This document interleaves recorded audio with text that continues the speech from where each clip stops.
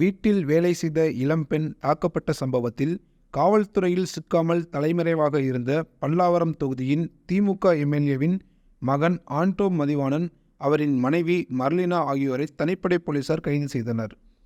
சென்னை திருவான்மியூரில் பல்லாவரம் தொகுதியின் திமுக எம்எல்ஏ கருணாநிதியின் மகன் ஆண்டோ மதிவாணன், அவரின் மனைவி மர்லினா ஆகியோர் குடும்பத்துடன் வசித்து வருகிறார்கள்.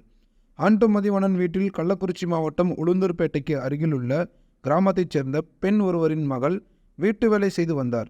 கடந்த பொங்கல் தினத்தன்று விடுமுறைக்காக வீட்டுக்கு சென்ற அந்த பெண்ணின் மகளின் உடலில் இருந்த காயங்களை பார்த்து குடும்பத்தினர் அதிர்ச்சி அடைந்தனர். அதனால் உளுந்தூர்பேட்டை அரசு மருத்துவமனைக்கு தன்னுடைய மகளை அந்த பெண் அழைத்துச் சென்று சிகிச்சை பெற்றார். அப்போது மருத்துவமனையில் தனக்கு நடந்த கொடுமைகள், காயங்கள் எப்படி ஏற்பட்டது என்பது குறித்து அந்த இளம்பெண் டாக்டர்களிடம் கூறினார்.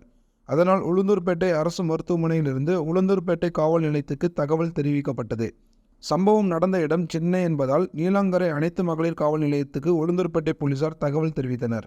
இதையடுத்து நீலாங்கரை அனைத்து மகளிர் போலீஸ் இன்ஸ்பெக்டர் ராஜேஸ்வரி உளுந்தூர்பேட்டைக்கு சென்று இளம்பெண்ணிடம் விசாரித்து வாக்குமூலம் பெற்றார்.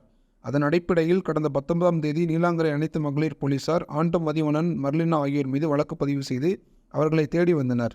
ஆனால் இருவரும் தலைமறைவாகிவிட்டனர்.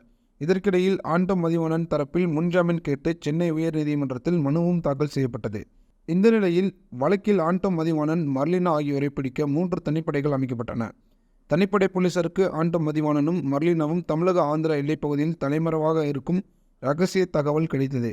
அதனால் அங்கு சென்ற தனிப்படை போலீசார் இருவரையும் பிடித்து சென்னைக்கு அழைத்து வந்து விசாரித்தனர். விசாரணைக்கு பிறகு இருவரும் எழும்பூர் நீதிமன்றத்தில் 3வது அமர்வு நீதிபதி ஆனந்தன் முன்னிலையில் ஆஜர்படுத்தப்பட்டனர். அவர்களை வரும் பிப்ரவரி 9ஆம் தேதி வரை இருவரையும் நீதிமன்ற காவலில் வைக்க உத்தரவிட்டார். அதன் பிறகு இருவரையும் போலீசார் புழல் சிறையில் அடைத்தனர்.